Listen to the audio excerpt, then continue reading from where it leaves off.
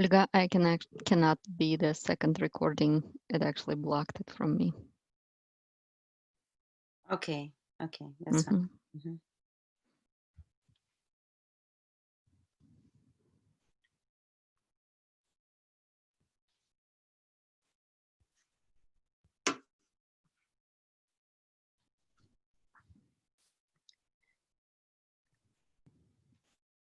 So I guess we can start now.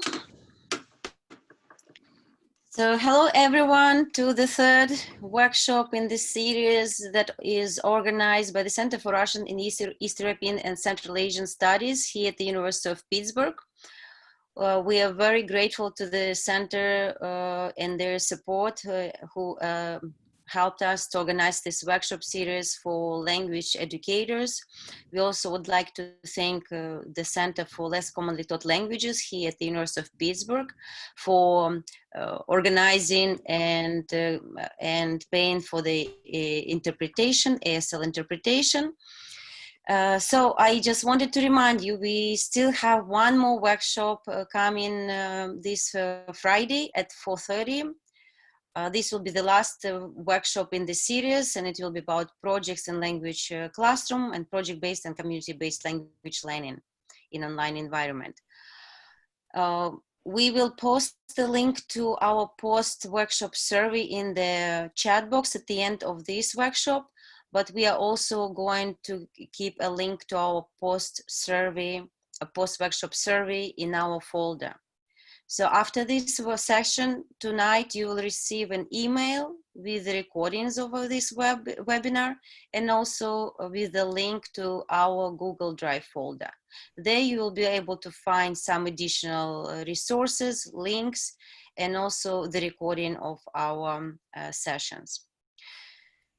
So I think that it's time for us to introduce our team if you're not familiar with us yet and if you don't know us yet.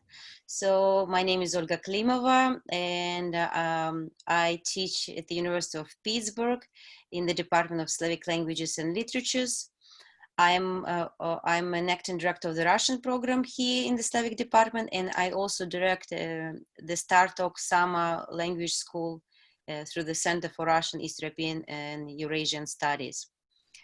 I have, my background is in Russian literature, language and culture, but I also received my degree in instructional technology, instructional design from Duquesne University, and worked as an instructional technology assistant in high school, in the high school and the middle school environment, and also on several projects as an instructional designer. So I will let our next team member introduce herself, and she is going to be a presenter today. Anna. Hello, everyone. My name is Anna Dyer, and I am a lecturer of Russian at the University of Iowa. My background is in second language acquisition with an emphasis on technology, and I have been instructional lead for technology on several grants. Some of them were funded by StarTalk that were awarded to our program and to my colleague Irina Kostina. And today, just as Olga said, I will be leading the workshop. And I just want to say real quick that I'm not available to chat. So Olga will be doing the chatting just because I can access the chat, but it kind of makes it difficult for me to present if I'm looking at the chat at the same time. I noticed last time there were a lot of actually private messages, and I went through all of them and responded to them later, but just a very quick thing to say that I will not be available for a private chat during my webinar.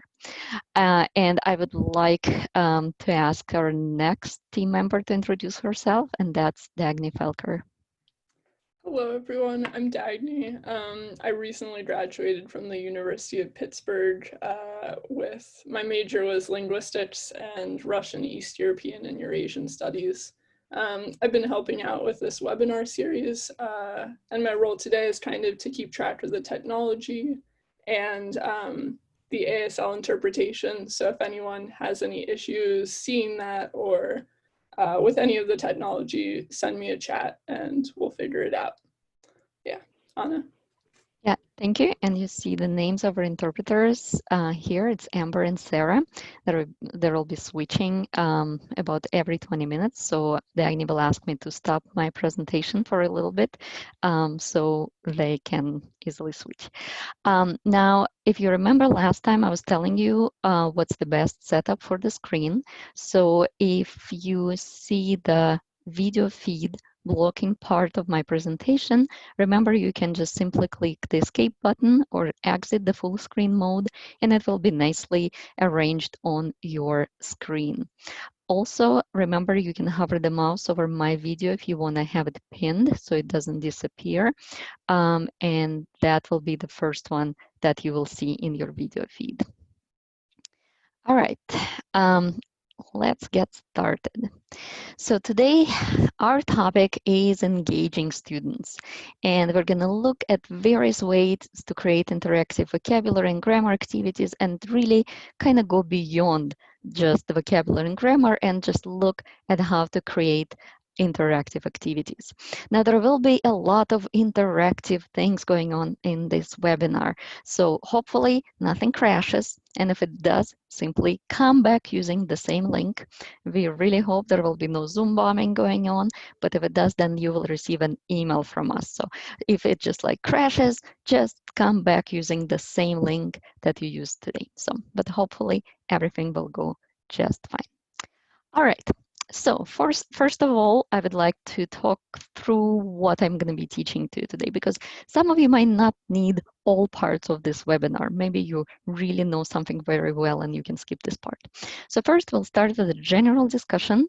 Kind of short, I will explain some things that I base my teaching philosophy on when I'm developing synchronous and asynchronous activities.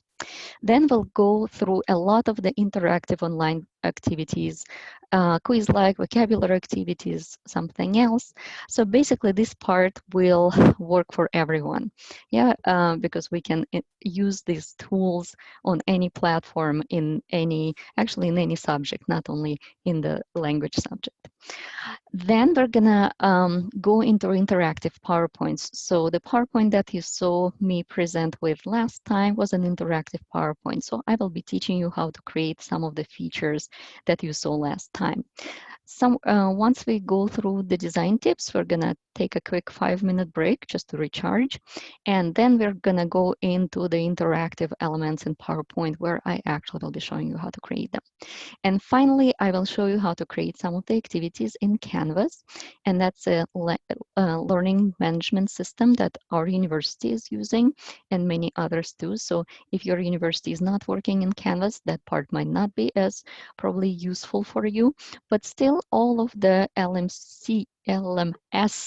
Oh, there you go. I made the same mistake again. We have a, so whenever you hear me say LMC, don't believe me. I actually mean LMS. It's just we have Language Media Center at the University of Iowa, and I'm just used to saying LMC. But today I actually mean learning management systems such as Blackboard or Canvas or Moodle or some other ones. All right, something very important. So throughout my presentation, you will see some icons that appear in the upper right corner of the screen. And if you don't see the right corner of the screen, don't worry, or maybe rearrange it into exiting the full screen mode and getting the nice setup of the screen.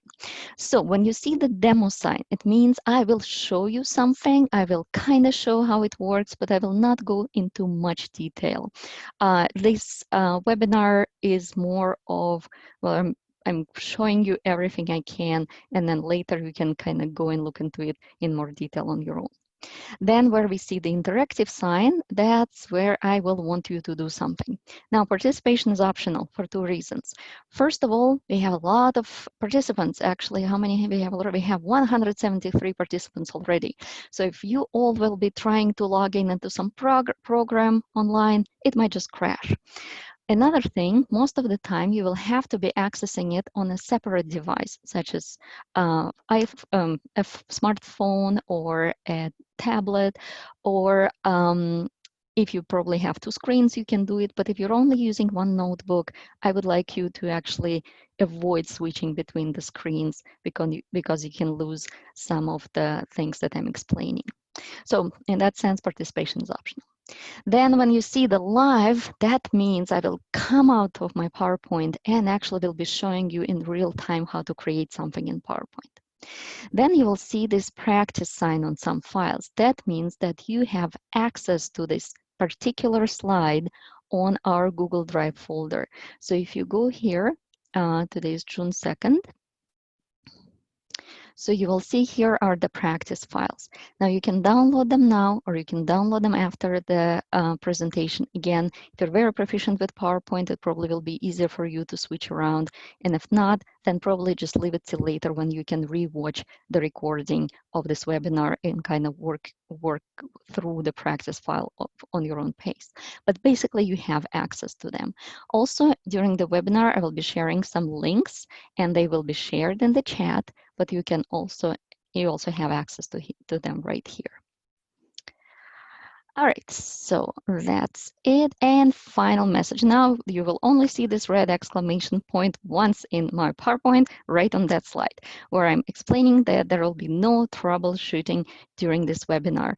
As I said, we're going through a lot of the topics and to really teach them in detail and to help you troubleshoot if something doesn't happen the way it happens on my screen on your computers, it will just take forever. When I teach my technology workshops, we usually spread them over 1 week or 2 weeks, just so that we can really go into every little detail. So imagine it's like wine tasting. You know, you go and there is a lot to try, and some people might go through the whole wine tasting, and some people might, get dizzy after the second one and kind of call it quits, but they will still get the idea of what's going on.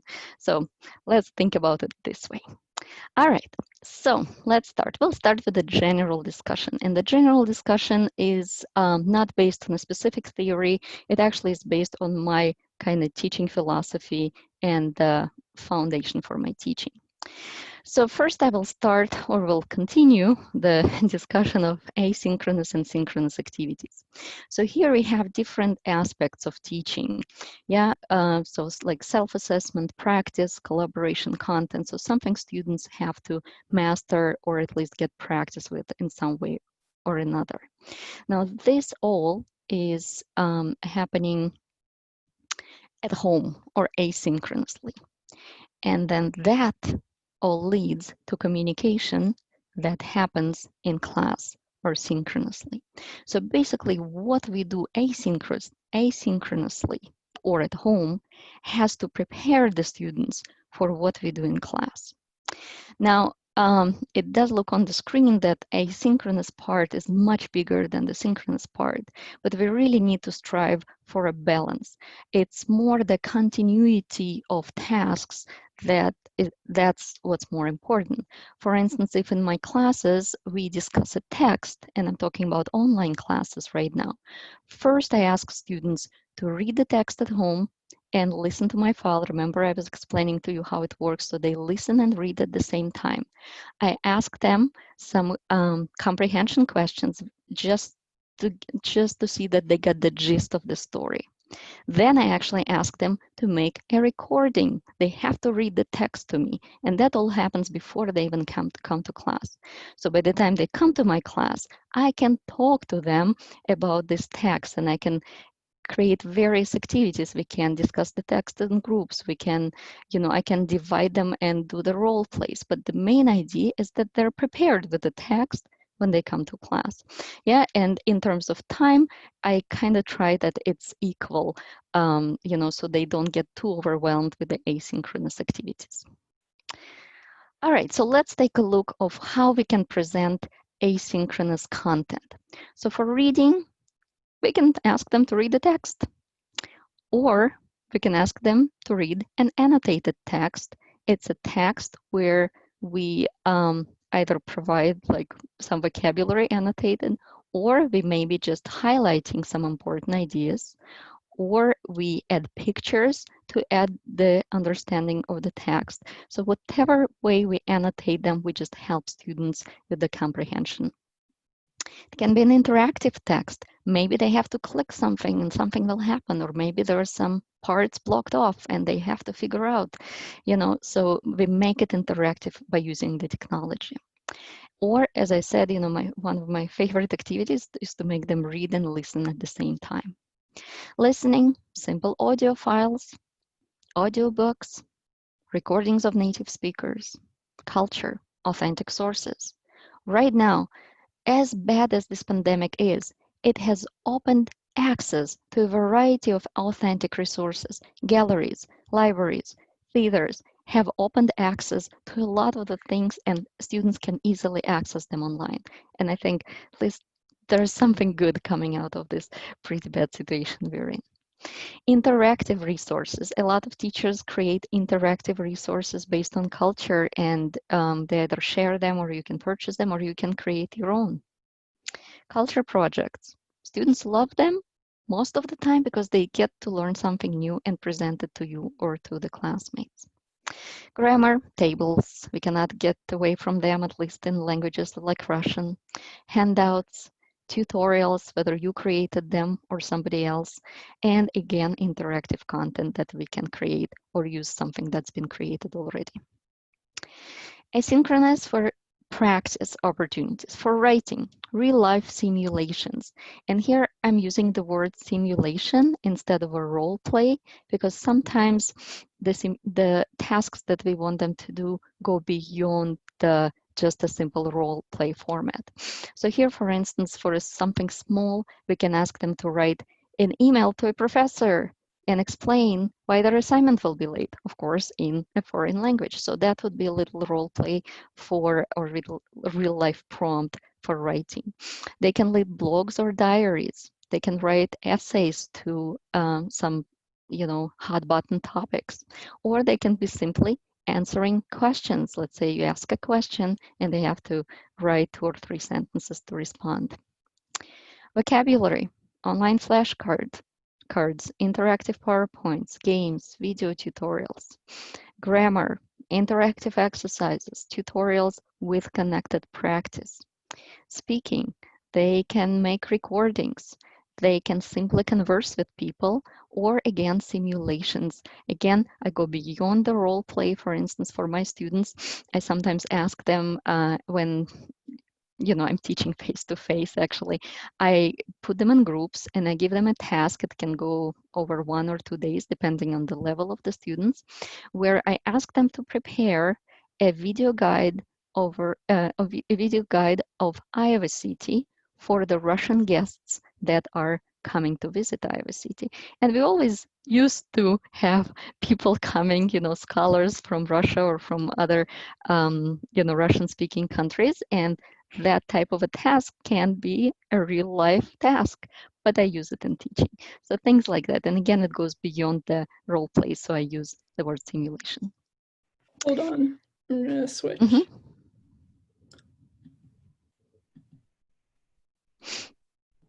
Okay. Should be set. Thank you, Amber. For writing, group projects where they have to create the text together. Student-teacher projects where you and the student create something together. Interviews. Culture, group project or specific culture topic. Interviews with the community. Interviews with native speakers. For grammar, study group homework where they have to work on something together. That's also a very nice thing to get them to think about the grammar in collaboration. Comments or annotations, for instance, they can watch a tutorial online and they have to write questions or something they actually like from this explanation, that something clicked. So you kind of get them to collaborate on a specific topic and with each other. Student projects, we always think about student projects in terms of culture, but they can be about grammar. They can be about anything. Speaking, online voice chats together, recordings in groups, or interviews with other people. Self-assessment. So for writing, examples for comparisons and rubrics. For culture, I couldn't come up with anything but quizzes. Quizzes with feedback and interactive exercises would be a good self-assessment for grammar. And speaking, examples for comparisons or rubrics I don't think would be as helpful here since they cannot really, assess their own speaking that well, but examples for comparisons can go a long way. All right, so here again, these are the things that I think students should do asynchronously. And then that becomes a basis for the communication prompts that we do synchronously or in a real online class. Now, what can be a prompt? A text, an audio, or a video, images or infographics, simulation tasks or role play tasks, and games. So let's check out some of the things that we can do interactively. First one is Quizlet. And first of all, I would like to launch a very quick poll and see if you are familiar with this tool. So you should be able to see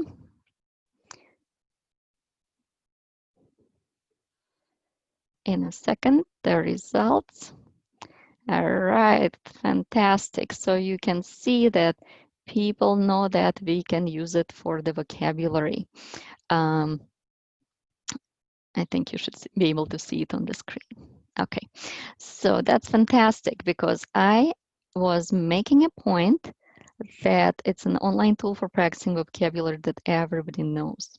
So what it does let you do is that the system transforms your own vocab lists into flashcards and games and tests. And it can be used synchronously or asynchronously. There is a wide variety of flashcards from other educators that's available to you. And it's very easy to create or modify the existing sets. And the wonderful feature is that it can be embedded directly into LMS that you are using. All right, now I actually was going to show you a quick video that's about Quizlet. So let's just watch it. Quizlet offers free, simple tools that help you practice and master whatever you're learning. Prepping for a test? Practicing a language? Memorizing recipes? You can learn it all on Quizlet. To start, create a set with the terms you need to learn. Or find an existing set made by someone else. Then, study it with Quizlet's suite of fun activities and games, including flashcards, great for basic review. Learn to focus on what needs work. Test for practice quizzes. And match to compete for high scores. With Quizlet's free mobile apps, you can even study on the go and offline. So supercharge your studying and own your success by getting started on Quizlet today. Okay, so that's just a quick overview of Quizlet. I could not have done it better, so I used their own promo videos, but I want to show you real quick how it looks. And I love the Quizlet tool just because you can do a lot to help students, and some students really, really like it. So here is, you're watching, what you see now is my Quizlet, and you can see I have 49 sets created, and most of them I created myself, and some of them I copied from other people, which you can also do. So for instance, when you are searching, and let's say I will put, you're searching the Quizlet sets, you will see that there will be a lot of them already created. And you can find the one you like. Let's say I like this one because it has pictures. And you can simply copy it into your own Quizlet and customize it, and the author's name will still be there. It just will be appearing under your classes. And for instance, if you have a class locked in for a specific number of participants, only they will see this quiz. Also, another option that I really like in Quizlet is that you can export somebody else's set, and then you can import it back into yours, and then you can completely transform it any way you want, and it will be now with your name's attribution, which means like if the original author removes it from their sets, it will not disappear from your set. So there are a lot of very fun features, so please explore it if you're interested. Now, interactive quizzes. Now, three options that I want to show you are Quizlet, again, Kahoot, and Mentimeter. So Quizlet has launched something new that basically works like Kahoot. And I'm going to show you a couple of videos. Meet Quizlet Live, the easy-to-use classroom game that blends competition and collaboration to engage every student in learning. Quizlet Live groups students into teams that must work together to win. While teams are prompted with the same set of questions, each teammate sees different possible answers, and only one person per team has the match. Students need to communicate to choose the correct answer and move forward in the game. As they play, the teacher's screen acts as an interactive leaderboard, tracking each team's progress and adding fire to the competition. If a team answers incorrectly, they go all the way back to the start. All right, so that's just a quick introduction to Quizlet Live. And the good thing about it, or the pros, is most students and teachers are familiar with Quizlet. As you can see, we had a lot of people who are familiar on our little poll. And Quizlet Live is free, at least in its basic features. So basically, if you have the Quizlet account, you can use the basic features and play with your students these games. Cons, it's a new format for team play. If you were following the video, basically, it's students who work in teams, but team members have a different set of answers, and I think that it will take some getting used to. So I kind of stay away from Quizlet Live for that reason. And Quizlet has limited functions, so basically it's really only a quiz format, and other engines provide some other interesting features, and we'll talk about them in a second. Kahoot, and I think a lot of people know what Kahoot is, and if not, let's watch a very quick video to introduce you to it. Hi, we're Kahoot. We're on a mission to make learning awesome. Our game-based learning platform is used by millions of people all over the world: teachers, students, company employees, and lifelong learners. Kahoot makes it easy to create fun learning games or trivia quizzes in minutes, anytime, anywhere. We call them Kahoots. It works for any subject, in any language, on any device. You can also discover and play existing games. There are millions of Kahoots in our library. Kahoot can be played in a live setting with questions on a big screen, or on your mobile device where you see questions and answers on one screen. As well as in schools, Kahoot is played in companies, at events, and even parties to make learning awesome. Sign up today at Kahoot. Okay, so for Kahoot, the pros, again, it's used widely in various subjects. It's free in its basic features, so you can create a Kahoot quiz with 10 questions in the free basic account, and you can have multiple quizzes. Cons, it's still limited functions, and you will know in a second what I'm talking about when I show you Mentimeter. And the interface can be tricky the first time around. And to be honest, I just never got to all of these diamonds and shapes and squares. So I was very happy when a new tool came around, and that's called Mentimeter. And again, let me introduce you to it through their own promo video. Mentimeter is an easy-to-use, powerful interactive presentation tool. All you have to do is create a question, then press present. The audience then uses their smart device to enter the presentation code and submit their answer. With Mentimeter, you get unbiased results visualized in a way that encourages reflection and sparks discussion.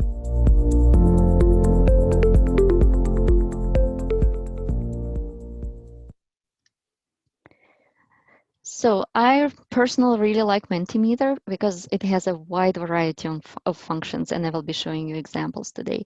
And the basic features are free. Now, the cons is the free features are very basic. You can actually create a quiz with just one question, which definitely limits, the possibilities. but it still can engage the students in various formats. And this, the Mentimeter is still in the beta stage, which means they're still working around some bugs and some functionality kind of flops that they have. All right, now, oops. So the next activity is interactive, and it will be happening on Kahoot and Menti. So to access the activity, you will have to type in the numbers that will appear on the screen for each one. Again, remember, it's totally optional that you take part in it, just so that we don't crash anything. And if you're not very proficient with technology, just watch what happens on the screen. So we're gonna look at Menti in the survey mode and the quiz mode for both Kahoot and Menti. So for Mentimeter, so once you go to menti.com on your preferably smartphones, so you don't switch the screens on your notebooks, you will type in a number, and the number will appear soon. So right here. Okay, so let's try.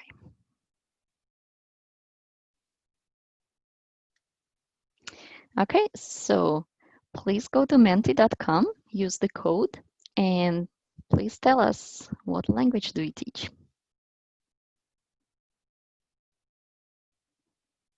And I can see there's still 0 participants. When I said optional, I still want some people to try. There you go.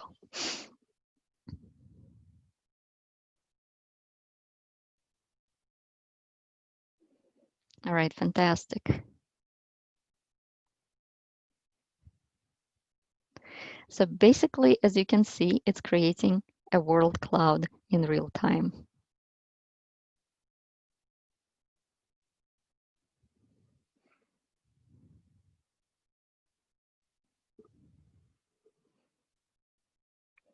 All right, fantastic. Thank you. Thank you very much. So we can see all of the languages that are present here today. So as you could see, it was creating a word cloud with the responses that were typed in by the participants. And you can use it for a variety of vocabulary exercises with your students. All right, let's go to Kahoot. And in Kahoot, again, you will see game pin, and you'll just have to enter it. So you go to Kahoot IT and enter the game pin that will appear here in a second.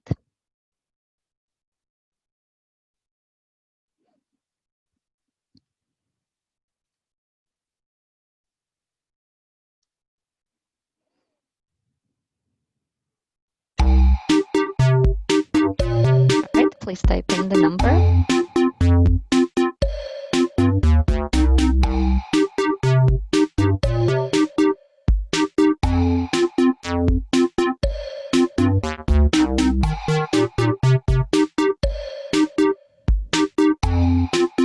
All right, fantastic. All right, I'll wait till 50 and then we'll start. All right.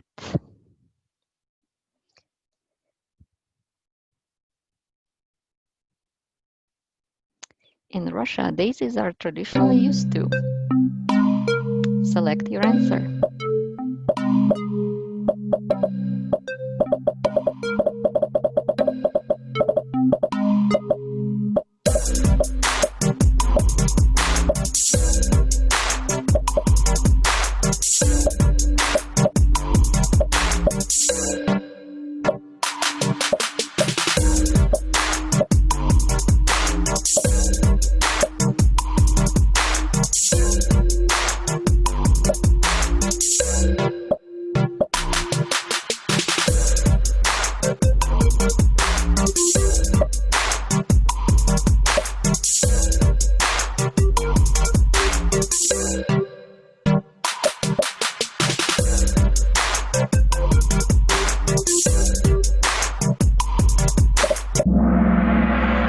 Fantastic. We have 43 correct answers. Yeah, in Russia, we use daisies to play he loves me not, or she loves me not. All right, so that was an example of a Kahoot game. And now let's try the Menti in a quiz mode.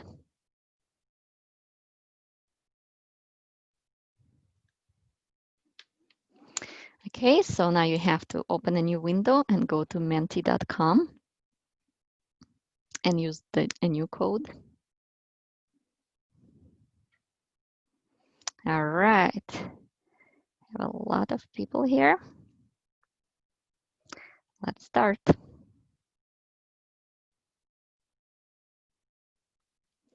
Why is red square called red?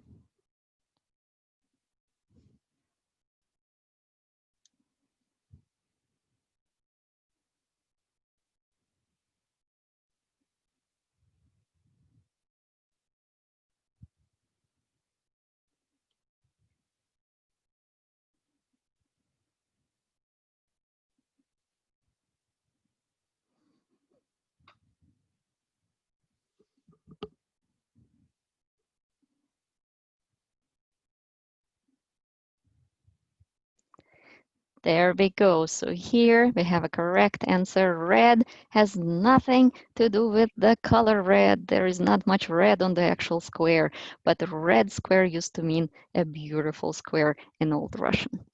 All right, fantastic.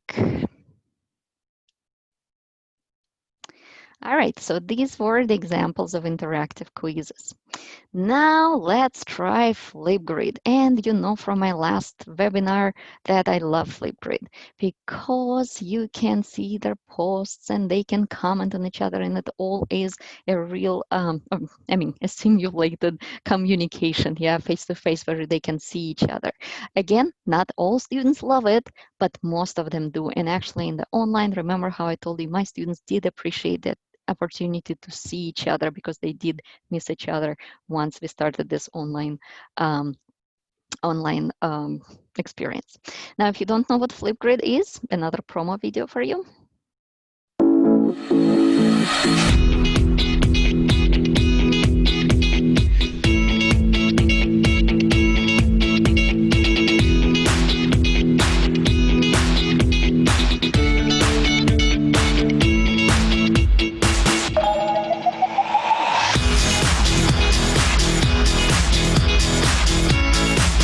Provide inclusion for my deaf students. I have a voice. I have a voice. I have a voice.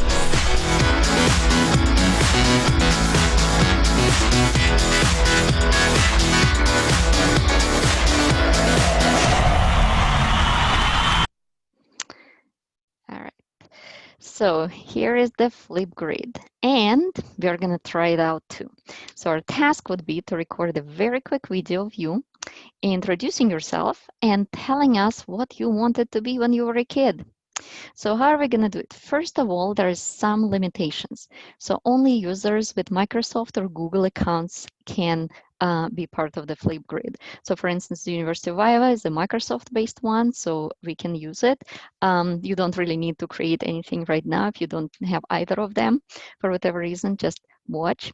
Now you can use a link or a code to get to our Flipgrid, or you can use this code. I'm sorry, you can use a link or this code. And to use this code, simply grab your smartphone, open the camera, and pretend like you want to take a picture of that code in case you don't know how it works.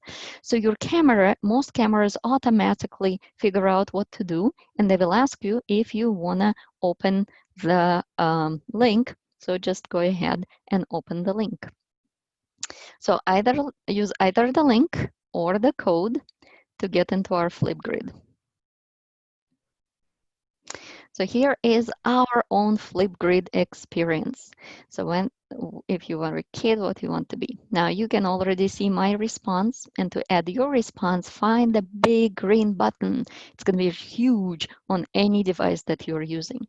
And once you click on it, allow it to use your camera. And actually, if you're sharing a camera right now, you will need to turn it off because they will interfere. But if you're not sharing a camera right now, it should be very easy. So hopefully we'll get some more responses in the next minute or two. Done for a second. I'm going to switch the interpreters. Okay, that's perfect. Yeah.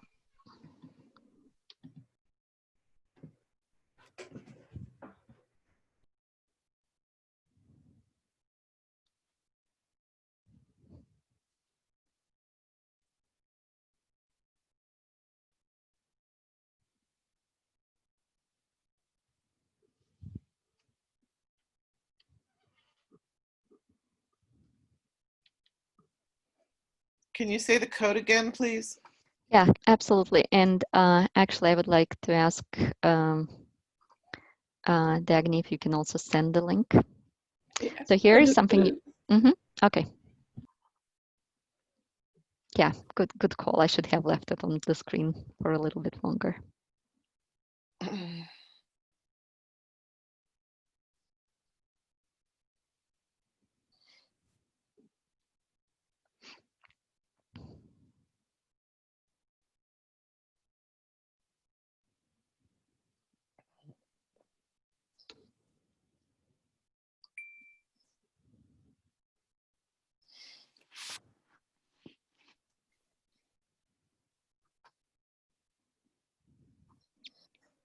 All right, let me. So it looks like you have to have the app. You can't just do it on the browser on your phone. I think Zoom might be interfering. That's why I was saying it would be better if you use a different device. But there you go. We have Irsa. I'm not sure. All right, fantastic. So people are posting their videos and we can click on the video.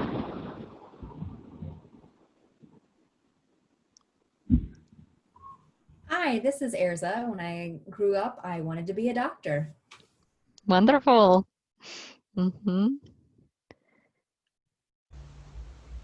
Hello, my name is Irina. I am an alumni from the University of Arizona, and as a kid, I was dreaming about to be a space explorer. Wow. Fantastic. So you see how it works, and you see when I clicked on the video, there is a way to comment. So if somebody wanted to comment with a text or video, they could do it. Thank you so much, Irina and Arza, for your contributions.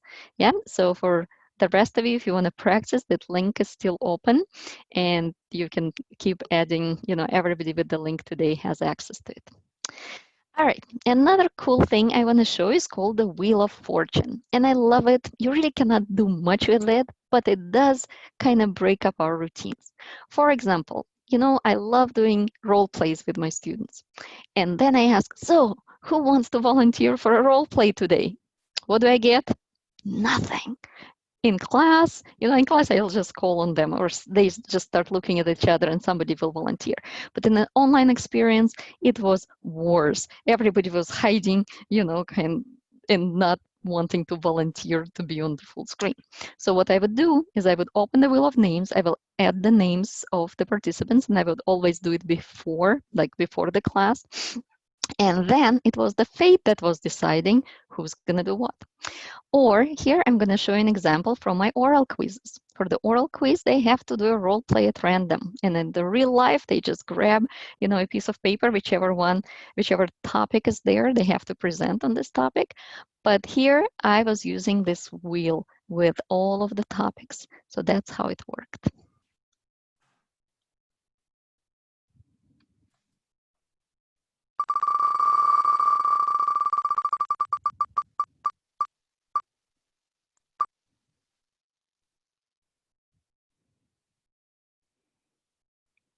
You see, the confetti makes it nice and they forget it's an oral quiz. Okay, so there you go. That's a really cool tool that you can just very easily introduce into your teaching. So here I use the wheel of names, and you also have this link in the link folder, or you can just Google Wheel of Fortune, create your own, and it will work. I don't know how I clicked it here. Learning apps. Love, love, love learning apps, but I don't use them the way they're supposed to be used. So the whole idea, as you can see, is you create an app, you pick a template, you fill in your context, you save it, and you share it. So you basically are creating an app for your students. And you can create activities to share, or you can use it in live classes for interactivity. That's what I'm doing. Yeah, so I take an app and I just stream it through Zoom and we do it together. It has a lot of free basic features. You can create a lot of the activities, as you can see here. And it's very user-friendly.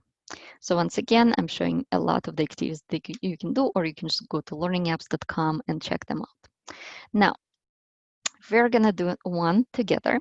So you will see this grid that appears here on the next page. So this is not the game yet. I will turn on the Zoom Annotate feature and I will ask you to find the words. Once you find them, I will mark them online and you will see how it works interactively. All right. Let me turn on the annotation for everyone.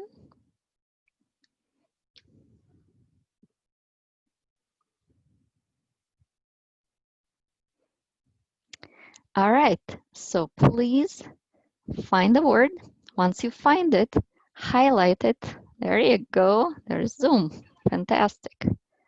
Technology. Asynchronous.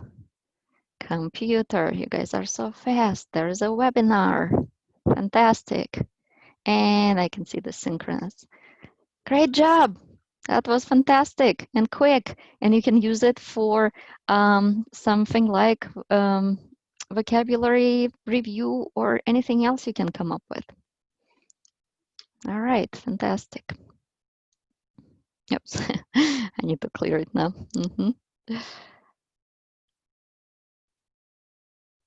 Okay, thank you.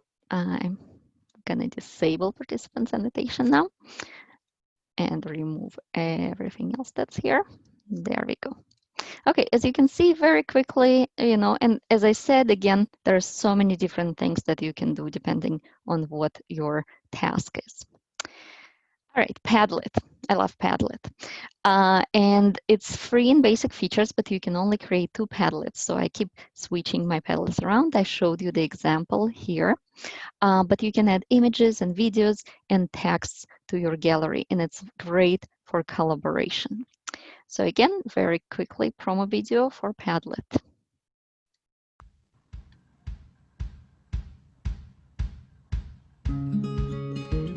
Padlet is a digital pinboard that lets you gather a variety of objects such as text posts, pictures, video clips, audio files, web links, and many more. The essence of a Padlet is to provide a place from where people can work on a project in a fun, easy, and interactive way. You can start using Padlet by signing up for a free account. The website can be accessed at www.padlet.com. You can also search Padlet to download the Android and iOS app to get started. Once you're logged in, you can create a new wall. Here's a sample of the Padlet's beginning. On a Padlet, you can simply click this plus icon or double-click to add a link to an image you have found online, or you can upload a photo of your own, add prose, poems, videos, or other notes related to the topic. The toolbar at the top provides additional options to customize your Padlet's title, layout, description, and privacy settings. Help information can also be accessed here. All right, so I think you get an idea of what can be done with it. And here there are different grids that you can create. Again, it can be a map, a stream, a timeline, a wall. And of course, you can see the sign here. So we are going to practice. So memes became a major part of our lives, and I would like now to ask you to share your favorite meme.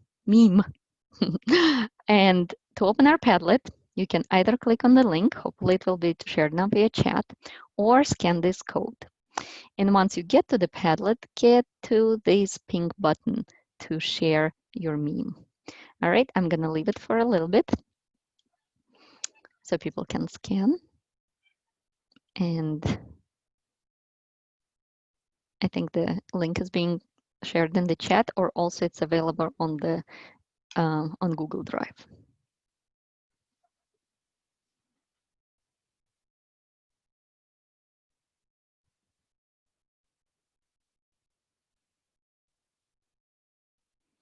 All right, let me open Padlet. And if I need to go back, please let me know. So here is, oh, people are posting already, fantastic. So that's why I love memes. They always make you laugh. And you can search through the wall and see all of the interesting things that people can come up with, whether it's your colleagues or your students, whatever language you're teaching in, it's going to work in any language.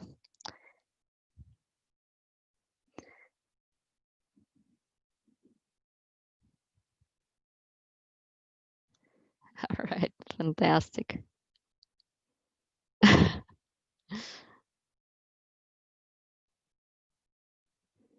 All right, thank you, everyone.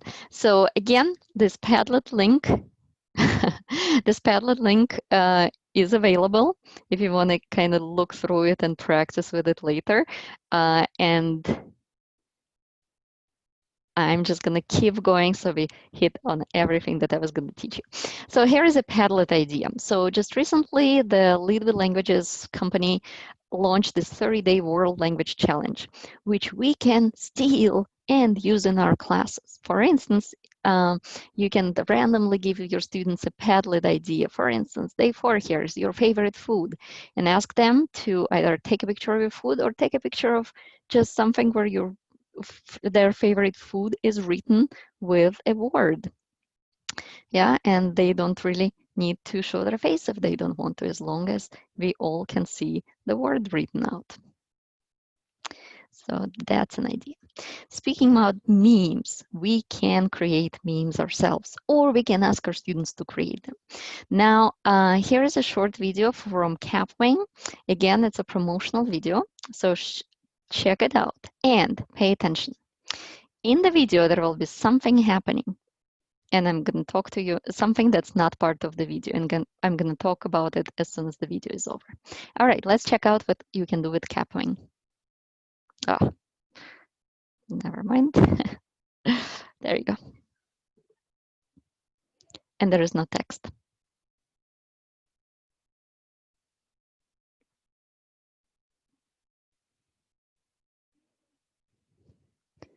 I don't know why it's stopping.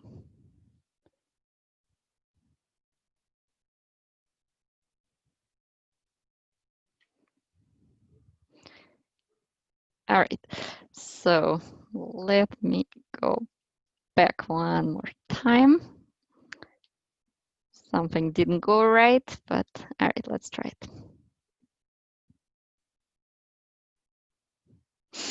All right, so what was going to happen is that during the video, there was supposed to be a picture floating up and disappearing, just like I did on the video that I was showing you last time. Now, I created my video in a totally different program, but you can actually do it with Zoom and PowerPoint combined. I have no idea why it's not working. It's very embarrassing. It did work before I started the webinar. Okay, so but you can create your memes. And this one is a little bit too elaborate to make, but there are also just simple picture and text, and you can give it as a creative task to your students. Some of them might come up with something really fun. Then, there you go, there it comes now. All right, now a lot of the memes are also the iPhone messages. I'm sure you've seen them. Now, what you don't know is that you can create your own iPhone messages. It's not necessarily a screenshot, it's a fake message. So I have created one just for our webinar, and they can be still or animated. Let's check it out.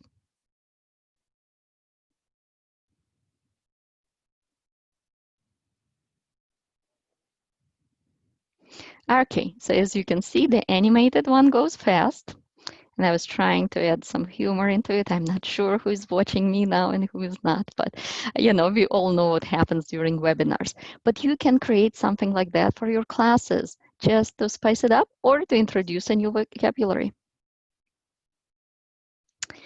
All right, so summing it all up. Now we want to have students we want to make students talk, yeah, and that's why we need to have prompts based on something that they did before, either as practice or working with content or collaboration or self-assessment. And we can have a variety of prompts to make them speak in class, because there is nothing more engaging online than actual communication. And we as language teachers should make our students talk as much as possible. All right, so coming up next, interactive PowerPoints. Any questions so far? There was only, we've been trying to manage the question. Thank you. But there was one question which I think it was about Quizlet, whether you can edit someone else's activity. Yeah, as I was showing, yeah, so the customize button that I was showing creates a copy of somebody else's Quizlet on your Quizlet page, and you can customize everything. Another way to do it is to export somebody else's quiz, and it will create an Excel document, and then you import it back into your Quizlet, and then it does appear with your name, and you have a lot more. You basically, whatever you do, it creates your own project, and if this first author removes it, you will still have it on your Quizlet. While the first way, where you just customize it, you know, it's not necessarily going to be available if the person closes the account or removes the quiz. I think I answered the question, right? Okay. There is a question. Can you integrate Lenin's app in Canvas? Yeah, and when we talk about Canvas, I will show you how to do it. To use Padlet, do students need their own account, or do I just share a link with them for posting images? No, just like today, most people who were responding to Padlet did not have an account.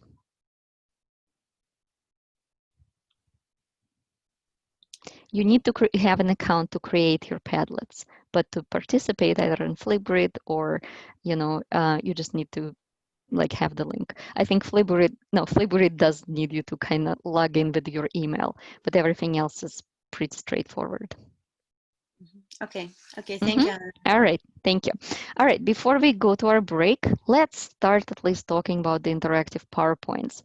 And that's where I'm not sure, like, listen to my introduction. If it's something that's not up your alley, you can, you know, quickly take a break from our webinar. But first, I'm going to go over the design basics. So a good instructional PowerPoint has three main goals or objectives. It needs to deliver an instructional message. It needs to engage learners, and it needs to make content memorable. And for that, we have different tools, and you all know what they are. Yeah, it's text, it's design, it's media, colors, sounds, animation, and interactivity. So here are the tools to make our interactive PowerPoints. All right, now here, quick poll. What's the most important aspect of any good design? And I'm gonna launch the poll and let's see.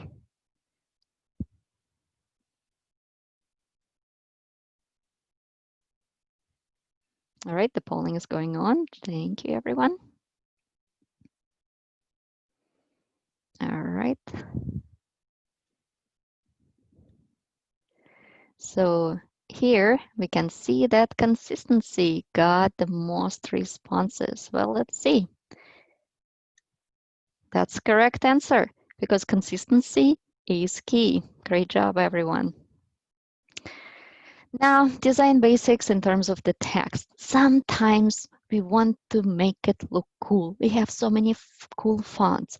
We can include pictures and stuff, but you have to stop yourself and go for short statements, simple fonts, same font type, same font size, only italics or bolding for emphasis, and contrastive colors. Now, images. Use pictures with good quality. Empty spaces. Do not be afraid of them. They actually improve the readability of what you're showing on the screen. And use pictures that visualize your content, engage your learners, and help them remember the content. Sounds. Okay.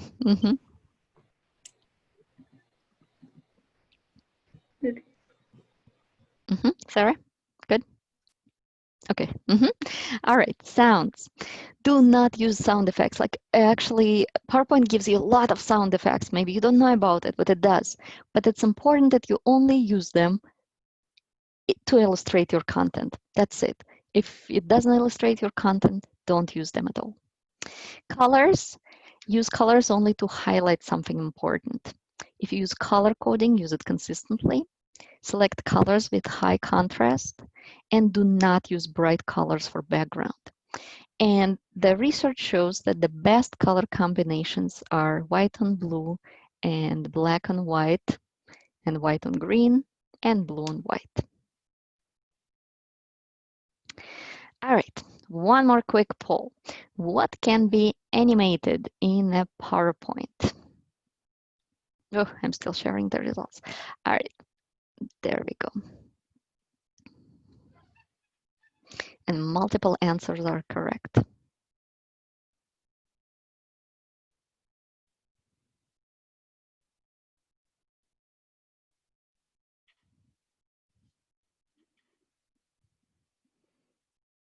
All right, fantastic. So here we have pretty much equal for all three of them. Well, let's see. Yes, text can be animated with all possible effects. Shapes can be animated with all possible effects.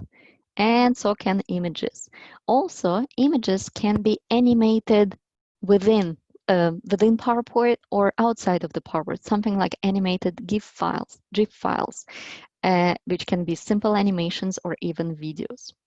Now, in terms of a basic animation, best animation types, it's my suggestion to you. So let's click to reveal, and it's appear or disappear. Like, don't overwhelm, your viewers or students with a lot of animations happening on the screen. All right. Some word of caution: do not overuse animation, especially the ones that goes in a loop, like these giraffes. Now let's try and stop them. Nope, they're gonna keep going, but we can win. All right, so that was a very annoying animation. You can use them with kids, but probably not with older learners. But what you can use animated images for is for timers. So here you go. We have a timer that I was using in my presentation before. And oops. So we started, or this arrow that you see throughout my presentations, it's also an animated image that appears and disappears on the screen. Then design basics interactivity. So hyperlinks to external websites, embedded audio and video, hyperlinks within PowerPoint, and clickable buttons. They all add to this interactivity of your presentation. Some common mistakes: overload of text on one slide, or inconsistency of design, or using images that don't have any function or any relation to the content. Not using hyperlinking or animation to compress the content of the slide. For example, your question and answer each take one slide instead of appearing on the same slide via animations. Overusing effects and animation, probably I'm culpable here because I am using a lot of animations. Overusing them or color or sound. Or overusing links in external website that each open in a new window. You can see that every time I open the window, I close it. Otherwise, it will be just multiple things that will make it difficult for teacher to navigate. And some examples are almost done, and then we can go on a break. So here you can see that just little tweaks of design will change the picture and make it a little bit nicer to look at. So here, just adding pictures, making the text annotated also makes it more engaging. Or the picture, or just questions, make it into little pictures, and students will get probably a little bit more engaged than just reading plain text. All right. Any questions? So we are going to learn how to make a lot of these features after the break. If you already know it, then you can have some tea or something. And if you do want to learn, get ready to work after the break. All right. Any questions, Olga? We have a couple. I mean, I tried to answer, but maybe you have another idea. How do you use iPhone fake to work on vocabulary? What else? What other ideas? Oh, this is, as I was saying, it's a cute little feature that you can introduce. You can ask students to create their own. Yeah, for instance, they collaborate with one another to come up with an interesting, funny dialogue or maybe sad dialogue that appears as in this fake iPhone message format. So it's anything that you would do with writing, that, whatever you can come up with. Mm-hmm. Do you have any preference between Padlet and Linoid? Right? Why? So Padlet is the one I'm using, and in this webinar, I'm showing something that I have experience with. Now, there are so many different engines of similar kind, and actually, Dagny has prepared a fantastic handout for you where you can look at all different engines to create the same activities that I was showing you here. So today I'm just showing the ones that I prefer or that I regularly use. Mm-hmm. Are you going to show how to put the clock? Well, absolutely. I thought I just did. So basically what you do is you Google an animated file with a timer and you copy it. Yeah, actually, I think I will be showing it to you. So I will be showing a lot to you. But if you're interested in creating animations and interactivity, let's take a break and let's be ready to learn how to make it. Sounds good? Mm-hmm. All right, so 5-minute break and I'm gonna start our timer.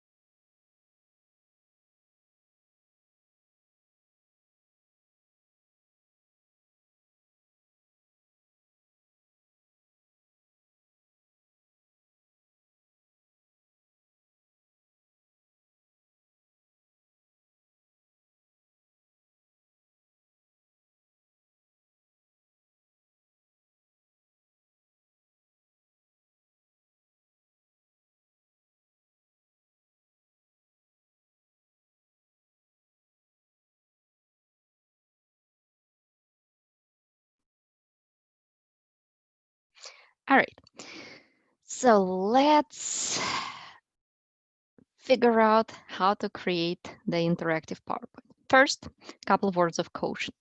Some interactive features that I will be showing you might not be available on your PowerPoint if you have an older version. Also, my demonstration is on a PC computer, and many animated features will not transfer well into the iCloud. So even though I create them here, I show them through the desktop, not through the, let's say, Google Slides. Now, features may vary on a Mac or PC versions. That's why I'm saying I'm showing it on a PC. Also, trigger animations that we'll be learning with you today are not available on Macs. You cannot create them on a Mac PowerPoint, but you can copy paste them from a PC PowerPoint to achieve the same interactivity. So what I will be showing you, the Mac users cannot create it, but you can use my templates to copy paste and create your own materials with that. All right. So some must know basics for PowerPoint. If you're using PowerPoint, here is what you need to know. Basic editing, how to edit pictures, how to embed audio and video, how to link to external websites, how to link within PowerPoint, and how to create animations. Now, there is a ton of tutorial on YouTube, and some of them are actually mine. So if you want to search for my tutorials, my nickname is Anuta Klein, so you can see them on YouTube. They're kind of dated. I've been creating it for our Startalk grants, but some of them are still useful.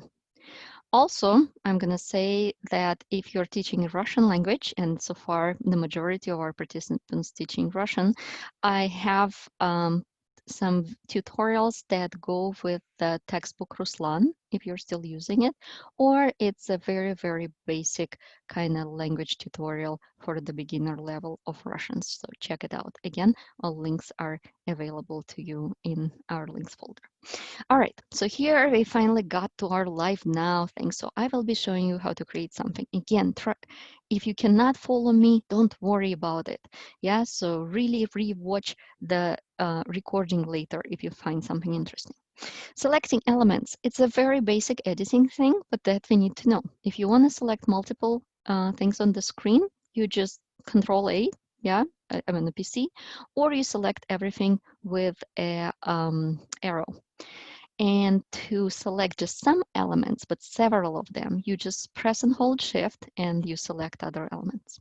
And to unselect them, again, hold Shift and unselect them. So here I'm going into the basic editing mode. So let me get back.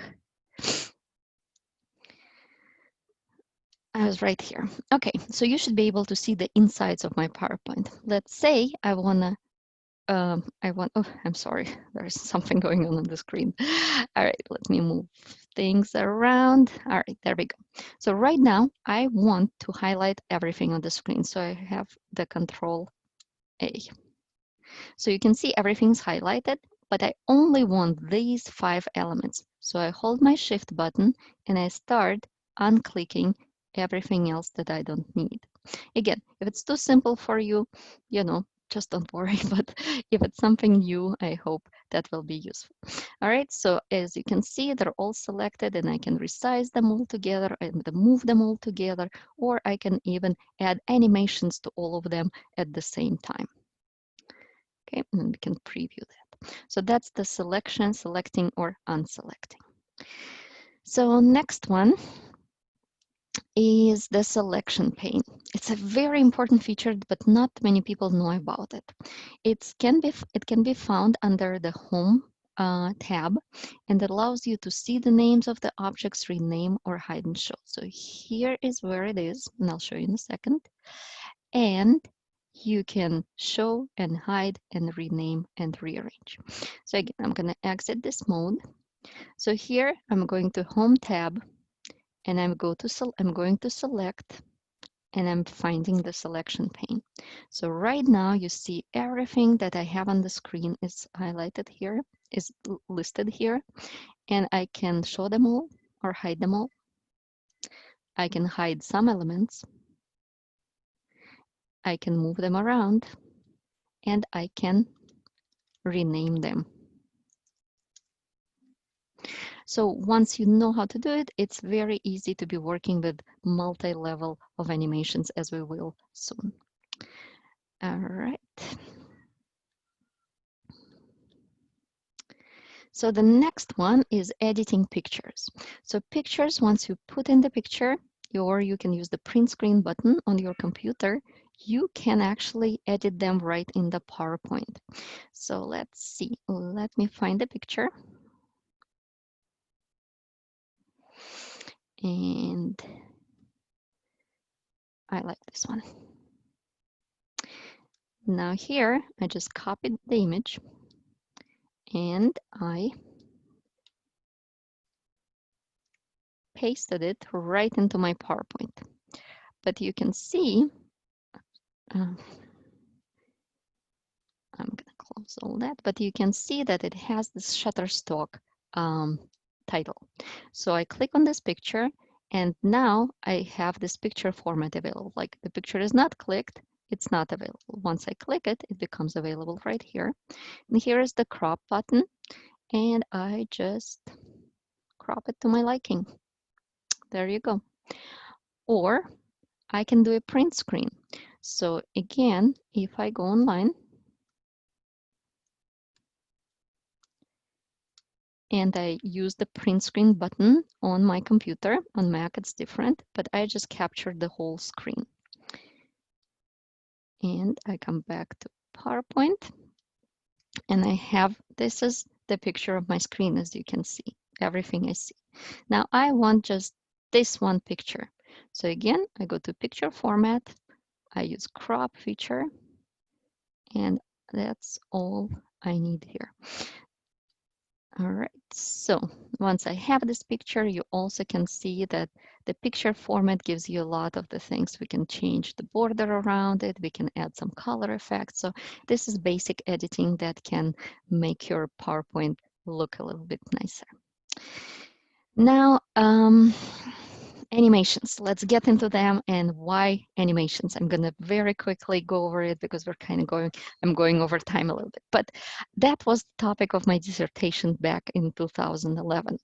So my idea was to see if the tutorials can create the balance between form-focused and meaning-based instruction. And the idea is that tutorials, grammar tutorials, free up class time for communication. They give opportunities for conscious learning, and they provide a systematic base for language acquisition. So yes, I saw in my dissertation that they can help create this balance. Now, I think I'm going to show very quickly. You know, you spend so many years on the dissertation, you want people to know about it. So I compared 3 different types of tutorials, grammar tutorials. One totally static, no animations, one with animated text, and one with a teacher in the video.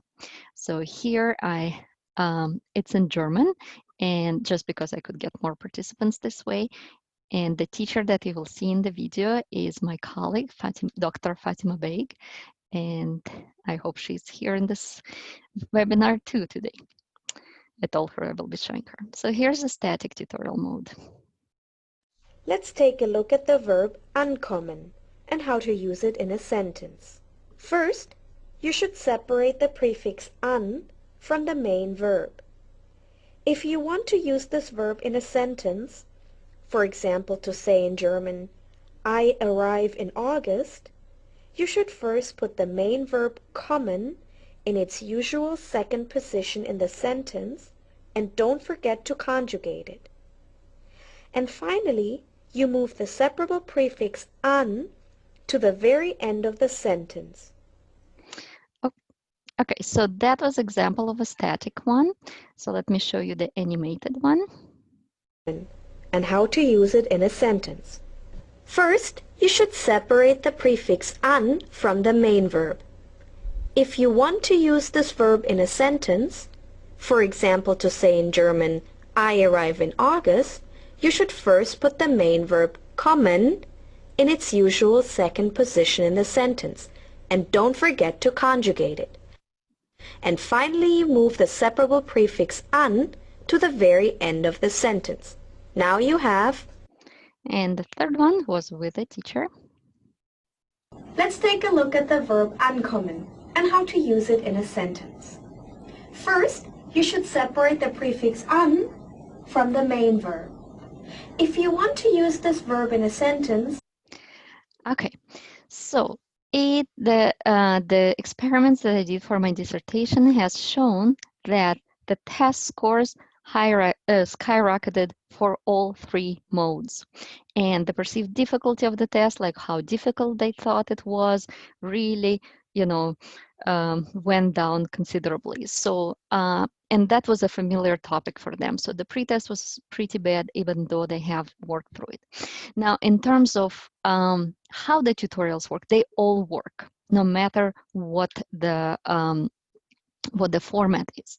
But the tutorials with animations were preferred by most students, and also the video with the teacher. So some type of the interactivity should be happening for them to not only benefit from the tutorial, but also get engaged by it. All right, so that was my dissertation. So that's why I love animations so much. So the very basic animations is very basic. You select something, and then you select the animation. And it can be an entrance, an exit, or some kind of an emphasis effect. Okay, and now we're getting into some things that you can create in your PowerPoint. So here in the upper right corner, you see this little sign. It means you have access to this file. And again, if you want to do it with me now, it's fine. Or if you want to watch it later as a recording, I would prefer that. Again, I cannot troubleshoot today just because it goes beyond of the scope of this format. So here, a basic activity. Change? Yeah, change. Okay. You're good. Thank you. All right, so here is the basic activity where we can match the words. So the only thing that's animated here are the arrows. Now here is what you have, and do it yourself so you have something you can just like copy paste. So here, again, I'm gonna leave this mode. So here I have instructions for you. Yeah, so you click on the arrow. So it has no animations with it whatsoever. You go to animations and you select any entrance effect. For it to kind of be drawn, I select the wipe effect. Now you can see it totally goes a different way. Here's the preview, and here's the preview again. So here I go into effect options and I select from left. So here my words are connected. Now I click on it and I copy it, Control C, or you can double click and right click on it and select copy, and then we enter the second one. So let's say second one, I want to be connected to this word, and you keep doing it till you have all of your words connected. So again, that's something you can do. So, and if you want to, you can go back a slide and just copy these ones with already all of the animations for you. Again, you have access to all of these slides under practice files. And what I want to teach you is something that people don't use that much, and it's called trigger animations. And there are two types of them. First, if you click on one object and something happens. So here I clicked on one and this thing came around. Second type is you click on one object and something happens with this object.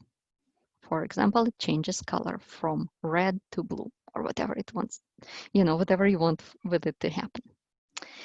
So how to create? So here is an example of a fill in the blanks. So today it's Tuesday, and I'm taking part in an online webinar. And I hope it will be useful. Yeah, so let me go back.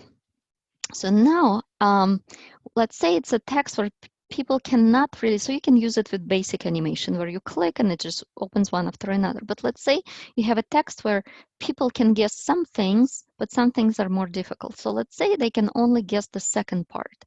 And in the regular animation, you still have to open first one to get to the second one.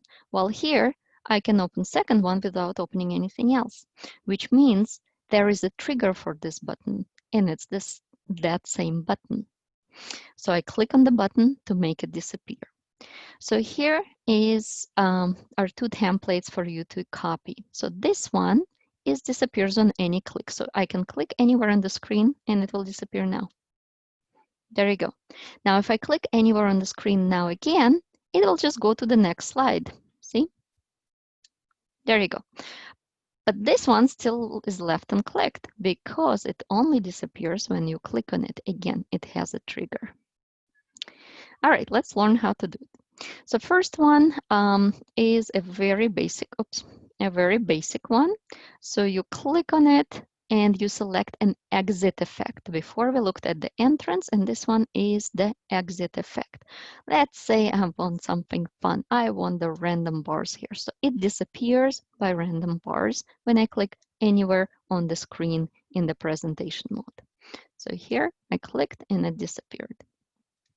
Well, this one has no animation yet, but what we wanted to do is to disappear only when I click on it. We create a button out of it. So we click on the shape and we again select the exit effect because I want it to disappear. And I want to do the split right now, like that. Now here, it's exactly the same as the first one. So to add the trigger, we highlight it again and we go and find this trigger button right here. We click on it and we select this button. Now here you can see it changed to this little kind of icon instead of the number. It means it has a trigger. Now, how did I know where to click? Remember the selection pane? So if I open it now, I will know the name of this rectangle. So now let's see if it happened. There you go. I clicked on it and something happened. So that's the trigger animation. Let's look some more. So here is an example or a template. So in the first one, I click anywhere on the screen and this apple disappears. And again, I can use the controls to do it multiple times. It's not a trigger. I'm just going back and forth with the arrows on my keyboard. While this one, let's say we have a word here, and here we have a word in Russian. So here it goes back and forth only when I click on the specific area. Like if I click here, it will just go to the next slide. So let's see how to create it. So here is your practice file. So here we just create the simple effects. First, we take a picture, whatever the picture is. We have the word, we type it in here in any language. Then you drag the picture over, and in the animations, you select the exit effect. Just that simple. Yeah, so when we preview, let's do the preview, so it disappears. While this one, I want to do a trigger. So again, all of my instructions are right here. So we click on the white word box, which is this one. We select the exit effect. And don't worry if I'm going fast. Again, this is more of, the, actually, I wanted to select the zoom effect. So I wanted to zoom into the other word. Now, again, I needed to have the trigger. So I go under trigger and I renamed it into white box word. So I know that's what it is. So once I click on it, it will disappear. Let's see. There you go. But I don't have the back effect. Yeah, so it doesn't come back because I only added one. So I click on it again. It actually is selected right now. I already have animation here. So I go right here to add animation. You see the plus sign? So it adds animation on top of the animation. So now I want it to come back and I want it to zoom back out. Now this time I want it to happen when I click on the gray box. So under trigger, I go and I find my gray box. So you can see this little sign appears again. So now what I added is I removed the word and I brought the word back. And you can copy it, copy paste it. So let's say, I can create another one just like that. I can I can change the word. And I have two with the same effect now. So you can easily copy paste them. Again, those of you who are Mac users cannot create that, but you can simply copy paste the stuff that I created for you. All right, here is only a template for you. So it uses the same animation. Let's say you type your question right here, and then you have these act as buttons. Okay. So, and here is the same one, but let's say it has a reset button. And again, you can have like 10 of them, and you can reset it for for students if they want to do it as a self-practice. Again, you can use it, you can create it outside of the PowerPoint. You can create it on Canvas, you can create it on Quizlet, you can create it on, any other quizzing website. But I like to have things like that within my PowerPoint when I teach, so I don't switch windows too much. Also, sometimes, you go to some specific engine and it's not available anymore. You have to upgrade to use your something you created, or it's not compatible with all of the versions. But PowerPoints work pretty well for me. All right, here's another one. Guess the word, and you can customize it to make like a hangman out of it. But the main idea is once they say a word, say a letter, you open a specific box. So here is the same thing, but here I have the letters. Let's say have, they named O, but then they named A, or in Russian A, or A, I actually have English ones here for you guys, and we cross it out. So again, you can copy paste it into your PowerPoints and feel free to use this template. All right, then the next thing that I want to teach you, I'm sorry, I keep switching between the PowerPoint show and PowerPoint Insights. Linking pages. Linking pages is wonderful because you can create tables of contents. You can create interactive grids and galleries, Jeopardy-like games. So something you can just send to students to practice, especially the ones that don't have consistent internet access.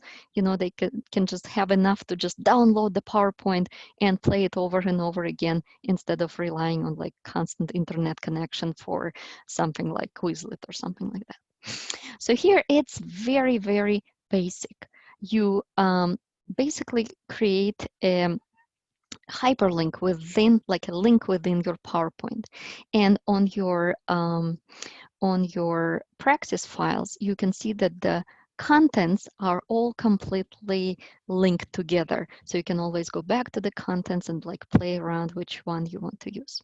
Now here is an example of a Jeopardy game that I play with my students to review grammar before midterm.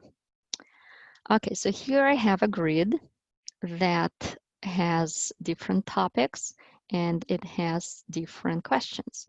So I give them some time to write the answers, and then I click check and they can see the correct answer. Again, it's before a midterm, so it's totally grammar, but you can use it for any topic. Then we go back, you see that the ones that I have already selected will appear in a different color. So we know we don't need to select it anymore. So here is another question. Again, they, answer and we play and so on. So that's an example of linking. And I gave you a template here and with some guidelines on how to make it your own. So here's the beginning of the template where you add the category.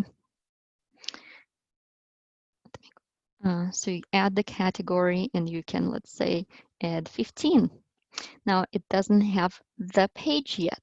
So I'll go to, let's say, 5 or 10, and I right click on it and I duplicate slides. So now I have 2 slides that are exactly the same, but this one I'm gonna transfer into 15. And I will say prompt for 15. Of course, it will be your question here. Points. So here I don't need to change anything else, but this one hasn't been linked yet. So I go back here, I find my 15, I highlight it, and I go under insert. And again, all of these instructions are on the first slide. I go to link. Here I go to a place in this document. And I find my slide, which is this one, prompt for 15 points. So I click OK, and now it's hyperlinked. So if I put it in the show mode and I click on it, there is my prompt for 15 points. And I go back and I'm back to the chart. Okay, so that's it for the practice interactive PowerPoints. And again, I was going very quickly. I understand that. But again, remember, that's where I'm trying to teach you a lot in a very short period of time. I'm just giving you a taste of the interactive PowerPoints. If there are any questions, I can answer them now. If not, we're going to continue into Canvas. And please don't think that when I teach, my PowerPoints have animations and I have all of the interactive Kahoot and Menti and Flipgrid and all other ones. No, most of the time I'm teaching just like you do because I have to go through some curriculum milestones. But I do engage a lot of interactive elements to keep students engaged at home and in class. And these are the ones that I'm sharing with you today. All right, Olga, any questions? Okay, so we've been trying to answer some questions, but maybe you can suggest something for the interactive online whiteboard. So then the instructor can use maybe a stylus or something like this, or type in this whiteboard. So then the students can see and the instructor can manipulate the content in real time. Yeah, so the one that comes with Zoom is the one I use, and I really like it. So I was showing you last time how you can animate your whatever slides you're showing or pictures, or you can actually have the whiteboard. Again, like I did talk about it in the last webinar, so I'm not going to be repeating that part, but there are also other boards like I think Olga was talking about Miro, and that you can use for with a little bit more functionality and just stream it into your class, or students can work on it asynchronously. Of course, with the Zoom whiteboard, they can only do it in real time while the meeting is going on, but with the Miro board, it can be in asynchronous work. In terms of the stylus, yeah, absolutely. So it's very hard to write something, and here I try to create materials beforehand so I don't need to. And for Russians, for instance, there are some engines to write the cursive, so I just basically prep everything in advance, and then when I use the whiteboard, I just use whichever way I can, just like by using the mouse. But if you are planning to use it a lot and in real time, then definitely a stylus pen would be great. And remember, you can connect your iPad to your to Zoom, and iPad becomes something you stream. So a lot of the iPads or tablets right now come with a stylus pen that can write directly on them. So you can connect it into your Zoom and stream to them. Remember, I was showing you how to use your iPhone as the document camera. So you can actually be writing with your by hand on a piece of paper, and students will see it as if it were in class. But if you want interactivity that multiple people write at the same time, then either Zoom or Miro board would be a good way to go. So some of our participants are also worried that maybe the size of the PowerPoint slides will become too large when they start inserting animations. Any solutions for this? So the animations that come from within the PowerPoint do not take much space at all.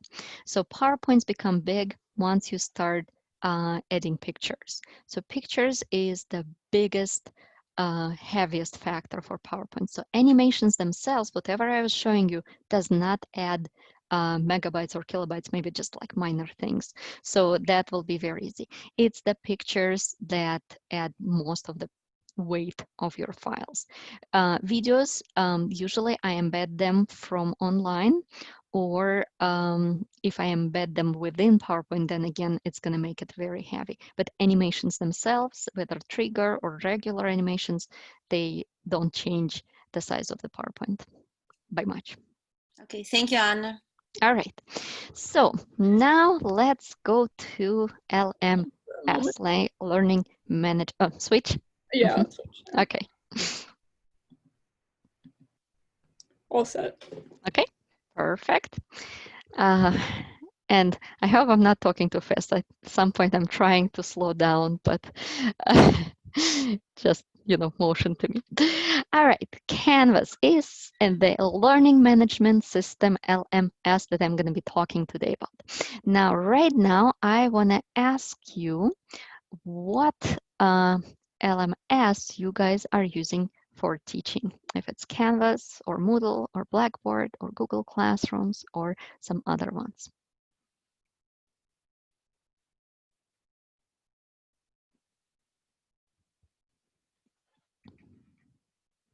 Okay, about 60% voted.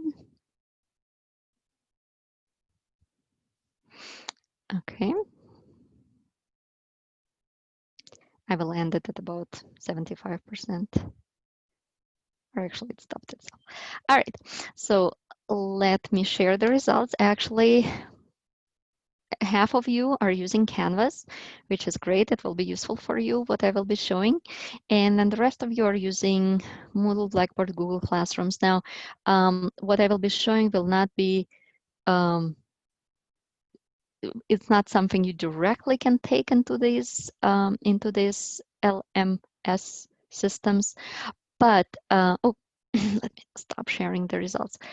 But they are very similar to each other. And again, in our Google Drive, we have, from the previous one, we have a document with links to written and video tutorials for each LMS. So please check it out. All right, with Canvas, first, I'm gonna very quickly show you what I will be showing you in real time. And then I'll just switch to Canvas. So I will show you how to create regular pages, and I'm sure everybody who uses Canvas totally knows how to do it. But then I will also show you how to create pages with co-editors. So something like we usually use a Google document for people to start, sorry, to start making changes. And I'm going to show you how to embed apps into your pages. Then I'm going to show you different ways how to create assignments with online submissions, and I was showing you a lot of examples from my regular classes before in terms of how to grade it, but today I'm just going to focus on the options that you have. And Canvas quizzes into modes, whether it's a survey, you just want to ask them something, it's not a quiz, or if it's an actual quiz where you want to check their understanding of grammar or listening comprehension, audio comprehension of grammar. And remember, I was showing you all of the options that you have here. All right, so let me go back to our icon. And our canvas is called icon, so I'm sorry if I'm gonna be calling canvas icon, just like I was calling LMS, LMC. All right, so that's usually what you see when you have a totally new Canvas site. So first of all, everything is in modules. So first module that I will create for us, I will call it example pages. So now once I have a module, I'm going to publish it and I'm going to add something here. So first, I'm just going to add a page. So here I find a page. I get the name for it.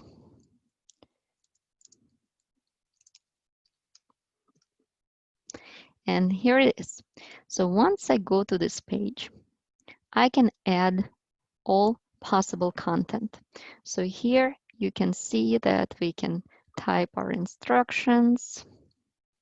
We can add pictures if we want to. We can link something. We can add videos. We can actually record our media right into this page. For instance, if you want to record your video greeting, just click here and record it. Or if you want to have something recorded, go to upload media and select it here. Remember how last time I was saying that students really need to go through this Canvas system to get the messages to you. That's what your students see. All right, so let's say we don't need any of that, but we want to make sure that students can edit this page with us, whether you use it for a sign up or for a group project or for whatever. So here, usually by default, only teachers can edit the page. So here, I'm going to switch to teachers and students. I also can add it to their deadlines. For instance, I want them to write something on this page by next Wednesday. So that will appear on their calendars, in their notifications, and so on. So we're going to save and publish it. So now if I go home to home and I click on student view, so now I'm watching everything as if I were a student. And I click on this page, and you can see now they have this edit button. Usually they don't, but here they click on edit and they can write whatever they want within the constraint that we give them. Yeah, so they can save it. They can also see the page history. So here they can see who did which revision. So usually that will eliminate somebody writing over somebody else because we can track it down very fast. All right, let me leave the student view. So that was the page with the page that can be edited. Now let me create another page, and I will show you how to embed apps. So again, I'll select a page, say Flipgrid. So here I open the page, and again I go into the edit mode, and let's say add instructions for students. So I can type whatever I want, I can add pictures and so on. Then I have to go, let's say, to Flipgrid. It's right here. And we have to go through educator login. So you as participants cannot do the same, cannot embed my grid as I can. So here is our Flipgrid experience. And if I click the share button, what it gives me is this little sign, which says copy embed code. That's exactly what I will do right now. And this embed code is available for YouTube videos under share. It's available for Padlet. It's available for Quizlet. So you can embed pretty much for learning apps, whatever you can embed, get the embed code for, you can embed into Canvas. Okay, now I came here and I have it copied. So I'm gonna put it in here. That's what I get. Now it doesn't work if you enter it directly because it's a code. So we're gonna remove that. We still have it copied. And I'm gonna click on this button, the HTML editor. So here you can see it switches everything into the code mode, and that's where we add it. Now I can even change, I want it bigger. I want a big box for our videos. Now here, I'm gonna go back to content, and you can see that right now I have it embedded directly into my canvas. And that's exactly what students will see. So you can show it in class or you can see it. All right, thank you. More people added their videos. That's fantastic. All right, so again, you can do it with anything you can get the embed code for, whether it's Quizlet or YouTube video or Padlet or whatever else is there. Yeah, so you can embed a lot of things this way. Again, just you go to edit and you go to HTML editor and you copy that embed code right here. And to come back, you click on the rich content editor and you see it in the standard way. All right, so I've shown you that. Now let's go back to our modules. And now I want to create an example assignment for you. So here I actually select the assignment. And it's going to be a new assignment. I'm going to say with online submission. So once I add it, it appears right here, and you can see this little icon is different for it. So I'm going to click on it. So here we don't have much going on yet. So we go to edit. So here, as always, we can add our instructions. And again, you can add your videos, audio files, whatever you want. Then you add points. Then you create, select the assignment group, whether it's, part of the, let's say, reading assignments or listening assignments. So whatever your syllabus has in terms of categories, they can be selected here. You can decide whether you display grades as points or percentage. I usually select percentage for all my students so they can see their progress right away, because sometimes points can be different. It can be complete, incomplete, or it can be not graded, you know, so whatever you want to do with it. Now here is important thing, submission type. So usually when you create the assignment, you don't need it, but in online, we need it. We need them to submit. So you click and you select online. And here, there are the options. It can be a text entry. So basically they will have a field to type their text into. It can be a website URL. For instance, they created something online and they only need to share a link with you. So they will have a little area where they can add the link to, and the system will check if it's a link or if it's like 1, 2, 3, something. Media recordings. Now, if you click this one, then students will be prompted to record either audio and video.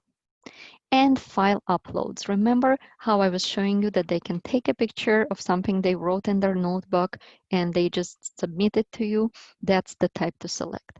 Now, I would like to say do not select it for audio and video recordings. Select media recordings for audio and video, because file uploads do not automatically transfer into the player on Canvas. So basically, if they submit an audio video recording as a file upload, you have to upload first before you watch it.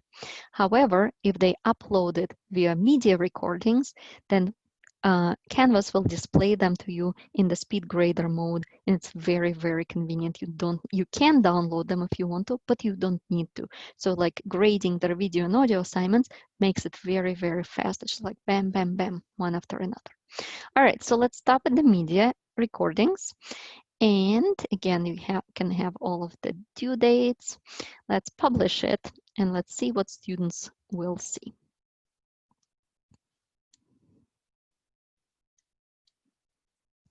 So when they go to this assignment, they will have submit assignment, so they need to submit something. And this media button will appear, so they can record something or they can upload it. So here it's asking me if I need to start recording, and my webcam is not working now because I'm in Zoom, but usually you will also have a choice of just webcam or without webcam. Or if I have something recorded, I can just upload it. But again, it will be very easy for the teacher to access it.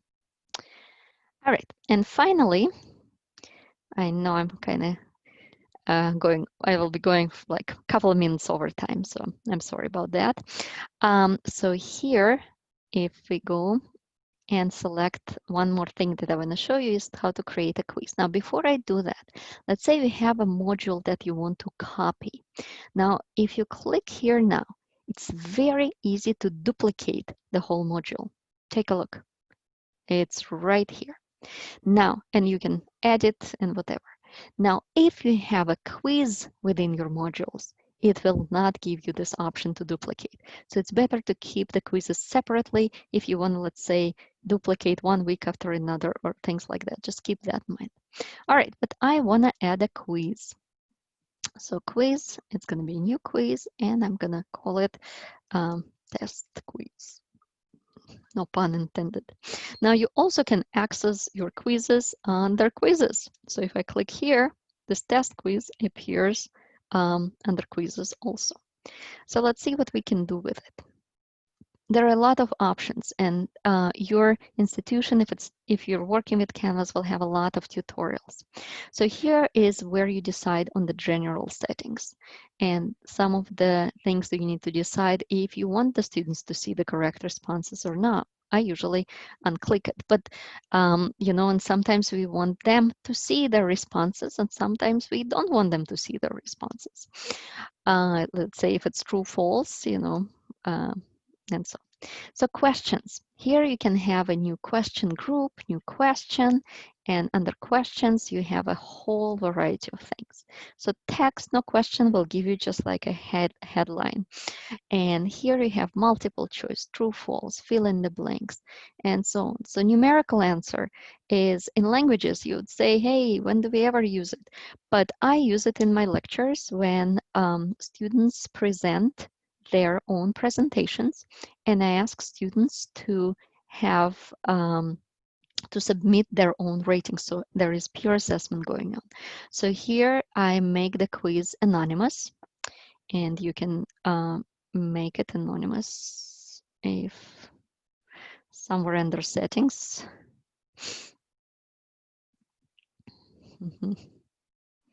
Somewhere under settings, you should be able to make it anonymous. I'm not sure why it's not showing up here. Oh, because under survey. So you can keep the submissions anonymous. And then under questions, you select a numerical answer and you give them between, let's say, 1 and 10, you give them a rubric, and then anonymously they submit the gradings for their peers. It works wonderfully. Before I was doing it in class with just like little pieces of paper, but online, I did it with this setting and it worked. It was great. All right, I'm going to cancel that one now. And another one I want to show you is the file upload. And I was talking about it before, but basically this prompt creates, you know, write what you did today on a piece of paper, take a picture and submit it here. So basically within quiz, you'll have a picture from a student, or it can be a recording, or it can be a video recording, or whatever you want it to be, you know, added or attached to this question. Maybe it's like a little PowerPoint or something. So quizzes give you a lot of functions. All right, so again, I know it was very fast, but I'm just giving you the ideas, and then you can keep working through all of these things. All right, we're almost done. There's one more interactive activity if you stick around till the end, but right now, if you have any questions, I'll be happy to answer them. Hold on for a moment and I'll switch. Okay, switch.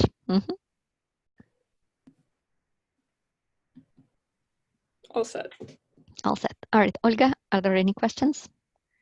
Most of the questions were related to this interactive online boards, but there is a question, different question. How can I comment on students' performances on assignments or quizzes? Okay, so I guess I will have to show you my own Canvas side to answer this question. So I was showing examples last time. So all right, let me see if I hope I'm not going to be violating any FERPA regulations. Forget every name you see. Okay. All right. So let's say I go into something where I have a quiz. All right, so that's my actual course. So as you can see, I have a lot of quizzes. So here was our midterm. Actually, I can just show you. So under quiz statistics, I can see all of the statistics for this quiz. Yeah, so who answered what. And again, so here, if I can see, I will actually see the actual names. Again, actually, can anybody answer me? Like if I start showing the names, does that violate the FERPA regulations? Yeah, don't show the names. Okay, all right, so I cannot show you, but basically when the quiz opens and with the answers, you have an option to comment under each specific item, and you can leave a big comment for the quiz submission. So on any item, you can comment. You can actually build in your feedback when you're creating the quiz. So it's like just play around with your LMC and it will show you a lot of features. Yeah, thank you, Olga, for stopping me. I was gonna go all the way and show all my students, but basically you also can see the examples from my last webinar where I was showing how you graded, and there were comments fields and, you know, the different ways to give feedback. Mm-hmm. We also have a question about Canvas. Can all the students see and contribute to the page with editors? Yes. So if you make it, like I was showing, if you make it available for them to edit the page, then they can. By default, only teacher can edit it.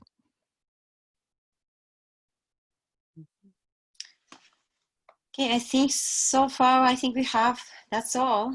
All right, I kind of went over time. Let's use one more thing. I love Menti, and I just want to show you every possible thing that we can do there. So one more thing. I'll open a Menti, and if you could share one thing that you learned in this webinar. Hopefully we have enough participants still staying here. Okay, so here's the code 54972. And let's see how it will look here.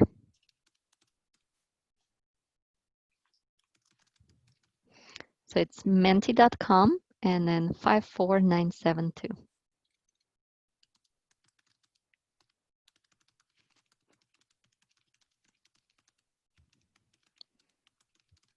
Okay. And as you can see, all the answers starting to appear. So again, you can use that kind of like little short answer thing right in your class, in your online class. All right, wonderful.